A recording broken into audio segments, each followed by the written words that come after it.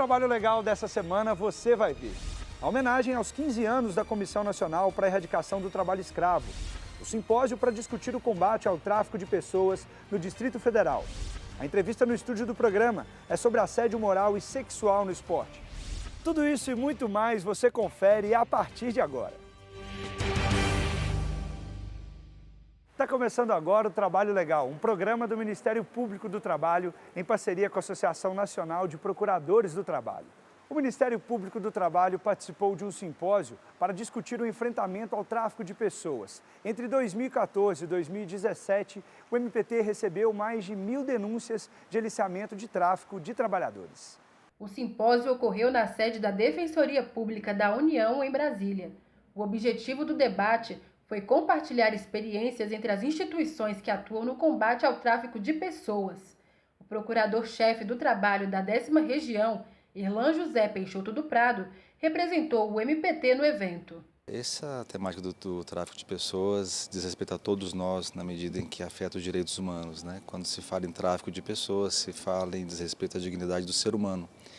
Então todos nós, de alguma maneira, direta, indireta, pessoal, profissional, somos atingidos por essa temática. Então, quanto mais pudermos fomentar o debate, discutirmos, disseminarmos informação no meio da sociedade, não é melhor para todos nós. Quem agencia, alicia, recruta, transporta, transfere, compra, aloja ou acolhe pessoa mediante grave ameaça, violência, coação, fraude ou abuso para fim de trabalho escravo, exploração sexual, servidão, adoção ilegal ou remoção de órgãos está sujeito a pena de até 8 anos de reclusão e multa.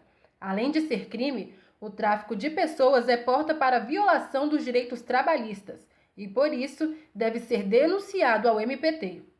De 2014 a 2017, o MPT registrou mais de 1.000 denúncias de aliciamento e tráfico de trabalhadores. No mesmo período, foram firmados quase 300 termos de ajustamento de conduta e 109 ações relacionadas ao tema. Para mudar esse cenário e conscientizar pessoas em todo o mundo sobre o problema, o Escritório das Nações Unidas sobre Drogas e Crimes lançou a campanha Coração Azul, que é apoiada pelo Ministério Público do Trabalho. A campanha do Coração Azul é uma campanha que foi feita para sensibilizar a sociedade em relação ao tráfico de pessoas. Ela tem como símbolo o coração azul. A cor azul simboliza, além de ser a cor da ONU, também simboliza a tristeza e a pena das pessoas que passam por isso daqui. E a ideia é exatamente criar consciência nas pessoas, tanto nas vítimas também, que de repente nem se reconhecem como vítimas de tráfico, que estão sendo vítimas de um crime. O MPT também iniciou cooperação com a Polícia Federal para aprimorar o monitoramento do fluxo migratório, por meio do cruzamento de dados de diferentes fontes governamentais. O objetivo é recuperar e tratar informações que podem servir para melhor orientar as ações de combate ao trabalho escravo e outras formas de exploração das vítimas de tráfico de pessoas. O procurador-chefe do Trabalho destaca a atuação do MPT nessa luta. O nosso eixo fundamental de atuação é no combate ao trabalho escravo contemporâneo, né? Então nós buscamos de maneira muito forte a cooperação nacional e até mesmo internacional para que nós combatamos esses fluxos de pessoas que acabam sendo levadas ao trabalho escravo. Esse fluxo passa pelo tráfico de pessoas. Se o tráfico de pessoas violar direitos trabalhistas, denuncie ao Ministério Público do Trabalho pelo site www.mpt.mp.br ou pelo Disque 100. A Comissão Nacional para a Erradicação do Trabalho Escravo, a CONATRAI, comemorou 15 anos de atuação. O procurador-geral do MPT, Ronaldo Fleury, participou das homenagens. A Comissão Nacional para a Erradicação do Trabalho Escravo, a CONATRAI, completou 15 anos no dia 31 de julho. Desde 2003, a CONATRAI atua para coordenar e avaliar a implementação de ações práticas e legislativas contra o trabalho escravo. A CONATRAI foi um órgão importante no Poder Executivo, é um órgão que reúne várias entidades que atuam pela defesa do trabalhador e das condições adequadas de trabalho, enfrentando aí essa grave violação de direitos humanos que é o trabalho escravo, que ainda persiste no nosso país, né? Ao longo desse período de existência da CONATRAI, Conforme já mencionado pelos colegas, foram mais de 50 mil trabalhadores libertados pelas ações do Grupo Móvel, do Ministério do Trabalho, Ministério Público do Trabalho e tantos outros que se envolveram nessa atuação específica. A data foi celebrada durante reunião da comissão, na sede do Ministério dos Direitos Humanos. O procurador-geral do MPT, Ronaldo Fleury, participou da homenagem. Temos um histórico de 15 anos de resistência de instituições do Estado, de instituições, organismos da sociedade civil, e que buscando o combate ao trabalho escravo e com resultados bastante expressivos. Essa parte é a parte que devemos comemorar. A reunião serviu também para reflexão sobre o combate ao trabalho escravo no Brasil. O momento ele é muito interessante, esses 15 anos da CONATRAI, para que estejamos alerta, para que mantenhamos a resistência, porque, infelizmente, ainda em 2018, a persistência do trabalho escravo e, mais grave que isso, a tentativa de políticos, de empresários, de acabarem com esse combate ao trabalho escravo, de alterarem a conceituação do trabalho escravo e até, ultimamente, de acabarem com a própria fiscalização do trabalho, nos leva a um temor de que o trabalho escravo deixe de ser algo visto no Brasil como uma chaga a ser combatida e visto como algo normal. O presidente do Sindicato Nacional dos Auditores Fiscais do Trabalho também lembrou a importância do investimento em fiscalização. Nesses 15 anos, acho que o que nós temos de uma forma muito clara como um avanço foi a articulação interinstitucional promovida pela CONATRAI. Essa articulação é fundamental para que nós tenhamos capacidade de enfrentar esse crime tão gravoso que é a submissão de alguém à condição análoga a de escravo.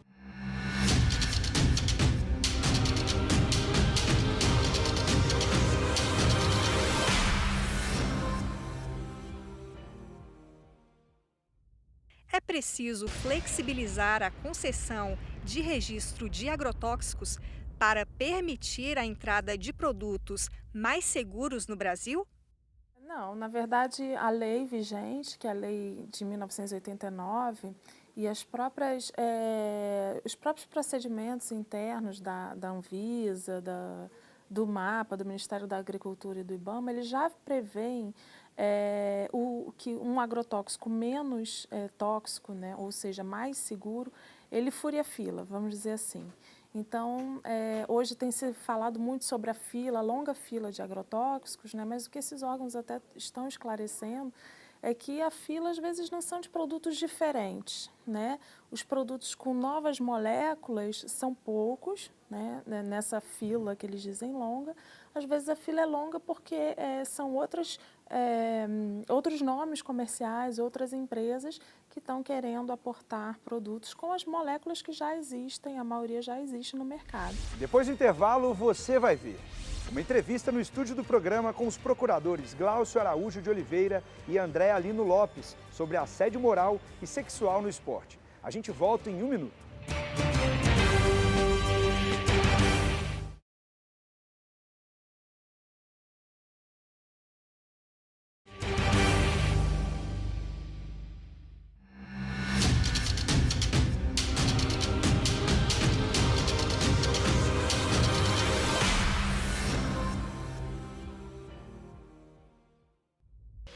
É possível afirmar que os alimentos produzidos com agrotóxicos no Brasil não causam doenças? Os últimos resultados da Anvisa, publicados em 2016, onde ela faz uma pesquisa de alimentos coletados em diversas partes do país, mostram 2 dados que eu considero bastante preocupantes. O primeiro é que 1% dos alimentos coletados, foram mais de 12 mil amostras, eles podem causar um efeito imediato após o consumo.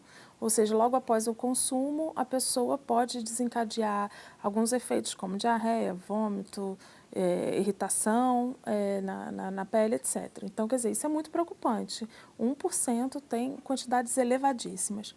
E o outro resultado muito importante é que mais de 20% dos alimentos coletados apresentavam 4 ou mais agrotóxicos. Talvez o mais preocupante seja o uso de vários agrotóxicos num único alimento.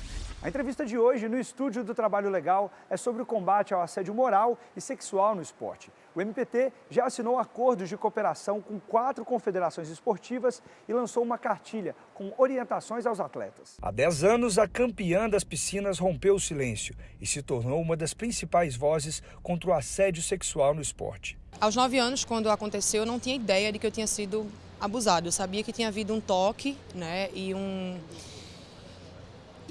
um abuso, mas eu não sabia verbalizar, até porque sexualidade era um tabu dentro da minha casa e não fazia parte da minha educação que a minha mãe chegasse para mim e me ensinasse o que é um toque carinhoso, de um toque abusivo e que eu poderia falar com ela. Então eu preferi calar. Joana Maranhão está entre as grandes atletas da natação brasileira.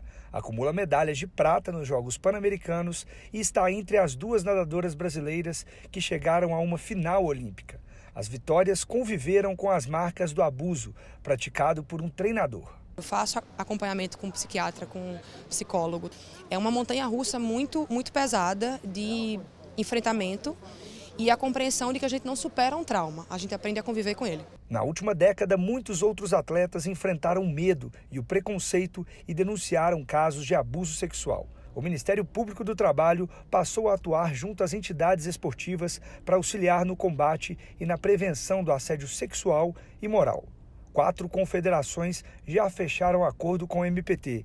Em abril, Joana Maranhão esteve ao lado do procurador-geral do MPT, Ronaldo Fleury, e de outras autoridades, na assinatura do termo de cooperação com a Confederação Brasileira de Desportos Aquáticos.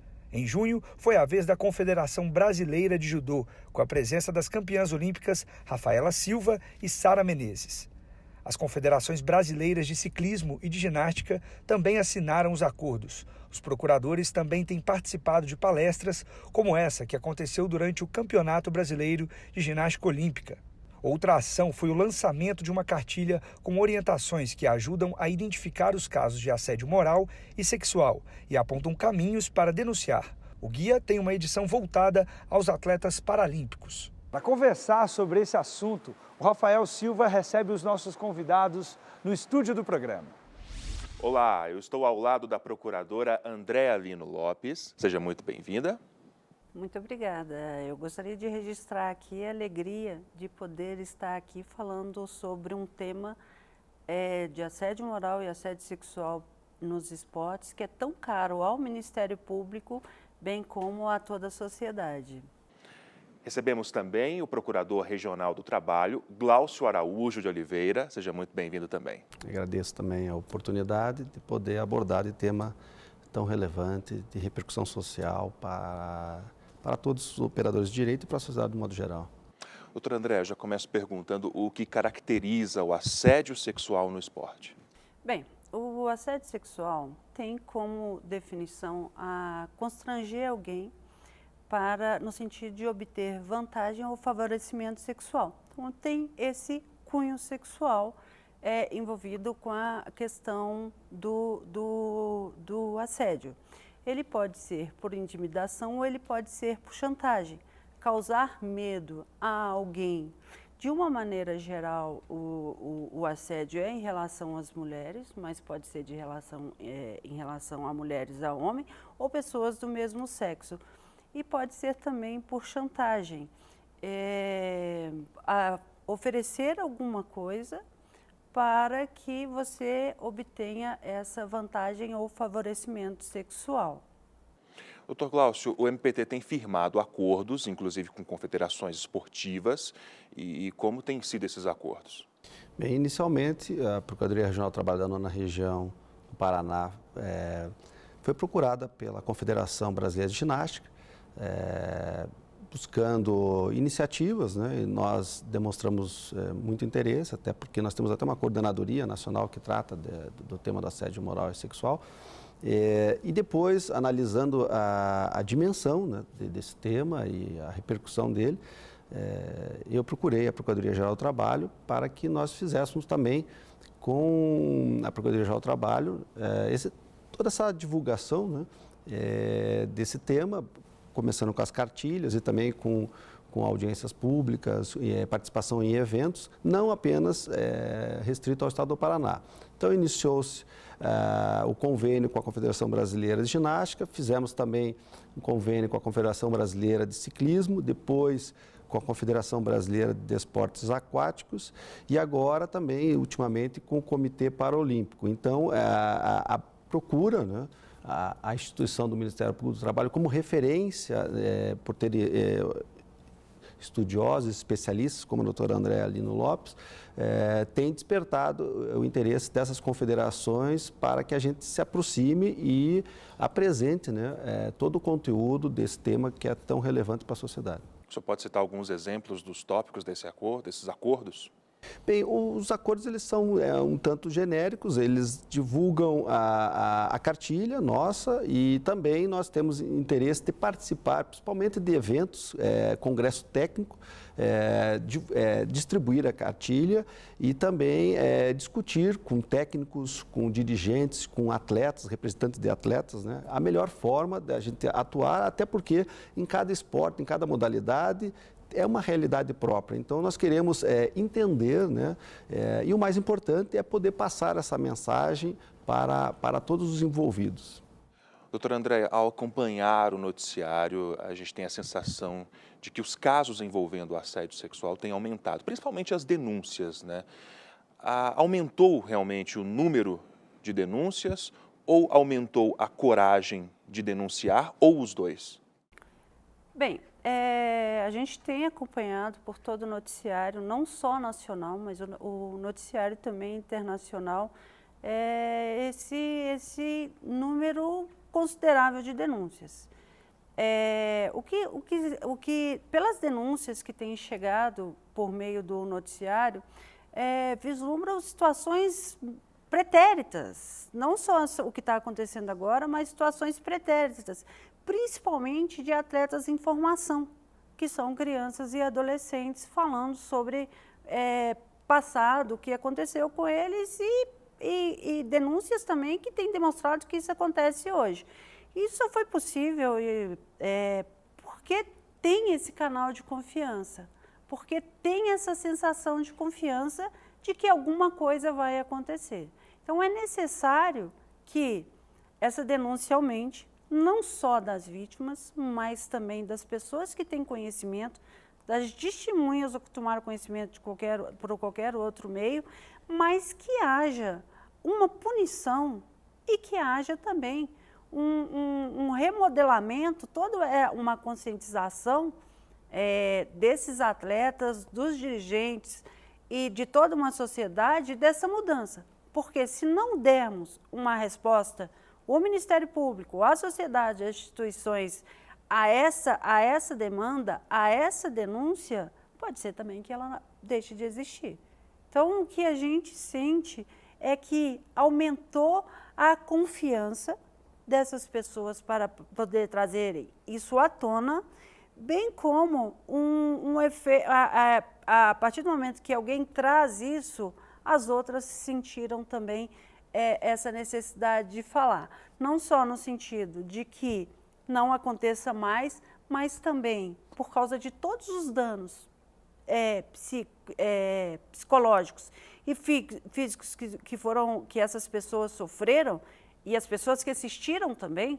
É bom que a gente deixe isso marcado, que não é uma ofensa, não é uma agressão pessoal, é uma agressão para toda a coletividade, que a gente tenha em mente que precisamos ouvir, precisamos ter esse acolhimento dessa denúncia e uma resposta dessa denúncia. Quando alguém traz isso, encoraja os outros também. Foi o que a gente acabou vendo num período muito curto, essas pessoas trazendo e a cada dia aumentando uma denúncia, sentindo essa confiança e sentindo também a necessidade, algumas vezes, de dar respaldo à fala do colega, de dar respaldo também àquele outro atleta que sofreu aquilo, para dizer que estamos juntos e vamos juntos tentar mudar essa realidade. Doutor Glaucio, essas ações motivaram algum tipo de ação judicial do MPT? Bem, inicialmente, quando o Ministério Público foi procurado, né, para essa parceria, nós tivemos uma preocupação de estabelecer um canal de comunicação que facilitasse, né, a todos aqueles envolvidos, principalmente os atletas, que essas denúncias pudessem chegar no âmbito do Ministério Público do Trabalho. Já existem denúncias que estão sendo investigadas, estão em sede de inquérito civil, justamente já como resultado desses convênios que nós firmamos. Então, há uma preocupação que o Ministério Público tenha esse canal e que se estabeleça uma relação direta com atletas que são referência ou ex-atletas que têm um contato diário em competições, em centros de treinamentos, para que eles possam ser um facilitador àquelas pessoas que estão sofrendo assédio, né? E elas têm essa dificuldade natural de buscar, né, uma providência, buscar uma autoridade. Então, a gente tem essa preocupação de conseguir fazer essa leitura, né, da necessidade deles para receber essas denúncias de forma mais fácil e não criar obstáculos, no modo geral. No próximo bloco, nós vamos falar da cartilha elaborada pelo MPT com orientações sobre assédio no esporte. Daqui a pouco.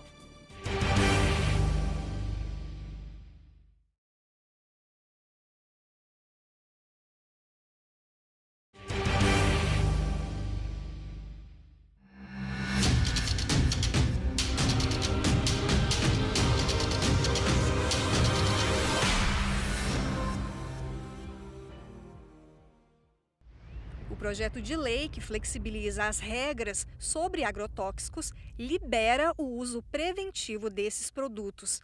A mudança é boa ou ruim para a segurança alimentar? Certamente piora muito. O que a gente está prevendo, né, com esse ponto do projeto de lei em permitir o uso preventivo é um aumento em volume do uso de agrotóxicos. Ou seja, o correto, como ocorre hoje, é preciso identificar qual é a doença que ocorre na lavoura, o produto destinado àquela doença específica, àquela praga específica, e essa avaliação é feita por um profissional, um engenheiro agrônomo, que assina um receituário e só assim o agricultor pode ir comprar aquele agrotóxico que, em tese, resolveria o problema dele. O Trabalho Legal está de volta e nós voltamos a conversar com os procuradores Glaucio Araújo e Andréa Lopes. Doutora Andréa, o MPT preparou uma cartilha sobre assédio moral e sexual no esporte. É difícil caracterizar o assédio moral? Num primeiro momento foi pensada essa conscientização por meio da cartilha, onde foi pensado em trazer conhecimentos básicos de como se configuraria o assédio moral, de como configuraria o assédio sexual e situações, inclusive, que não são de assédio moral e sexual. A gente sabe que dentro do meio esportivo há cobranças naturais do esporte, a gente sabe que tem uma cobrança de resultado, a gente sabe que tem toda uma coletividade ali em que você fazer essas cobranças, você exigir ou fazer com que esse atleta ou atleta em formação dê o seu máximo e aquele time ou equipe tenha trazido esse máximo, e de forma respeitosa, não significa necessariamente que ali um assédio moral ou assédio sexual. A gente tem essa consciência de cobranças existem, principalmente dentro do meio esportivo e cobrança, inclusive, de resultados. Mas, se essa cobrança é feita de maneira que haja a intenção de ofender, a intenção de humilhar, ou essa cobrança é feita dessa forma e com atos prolongados e repetitivos, você pode ter configurado aí o assédio moral. Como será feita a distribuição das cartilhas e também disponibilizado o acesso ao público? Bem, as cartilhas, elas são uma das ferramentas que nós estamos trabalhando. É claro que, tratando-se de jovens, o ambiente digital é o melhor, é o que tem uma divulgação, viraliza de forma muito mais rápida, muito mais fácil, né? Então, nós não estamos nos concentrando apenas nas cartilhas, e sim tentar colocar esse conteúdo de forma mais fácil, seja através de revistas, de outros formatos, para que a gente consiga ter esse acesso mais fácil, principalmente aos jovens. E como denúncias de assédio podem ser feitas? É necessário que se estabeleçam canais para que sejam recebidas essas denúncias. E é extremamente necessário que esse canal seja de confiança, que tenha um acolhimento, para que a pessoa se sinta confortável de fazer a denúncia.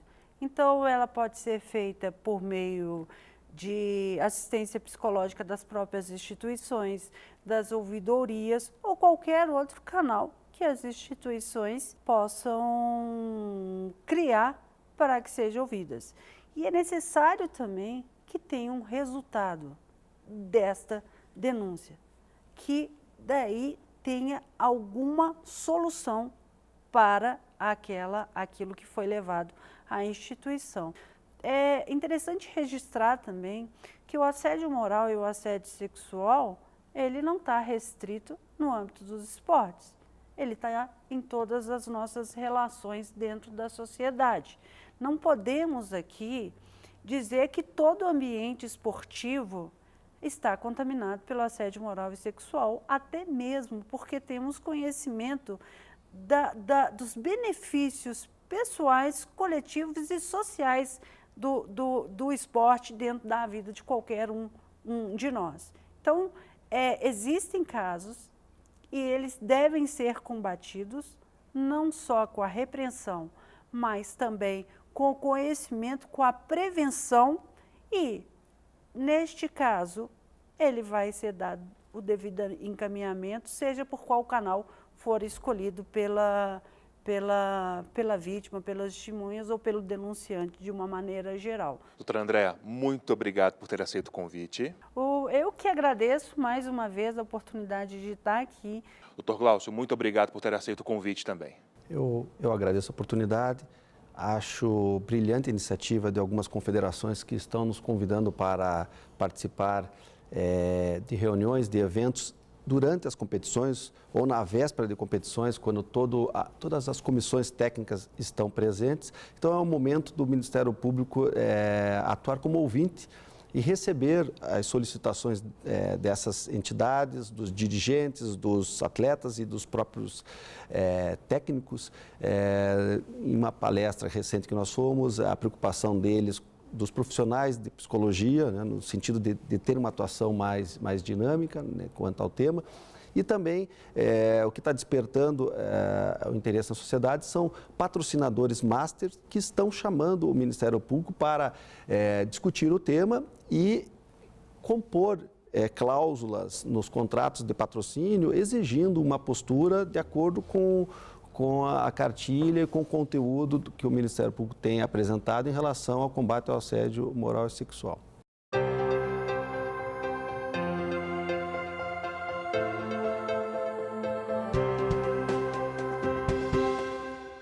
Olá, voltamos com mais um MPT Indica. Hoje você acompanha o conteúdo do livro Deficiência no Brasil, uma abordagem integral dos direitos das pessoas com deficiência. Autora dessa obra, a subprocuradora-geral do Trabalho, Maria Aparecida Gugel.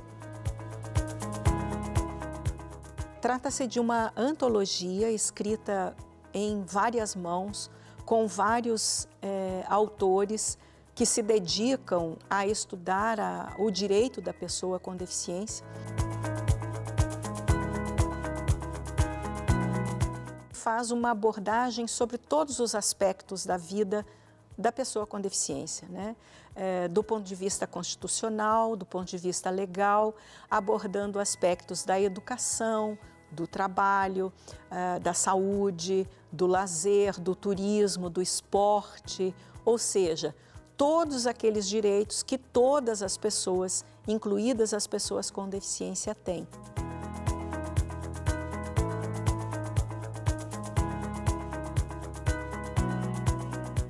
essa antologia, com esse passeio em todos os direitos da pessoa com deficiência, também é indicada para todas as pessoas com deficiência, para todas as pessoas que se simpatizam com a causa da pessoa com deficiência e, obviamente, para o jurista, o advogado, o defensor público, o magistrado, nas decisões que vier proferir a respeito de algum desses direitos ali tratados.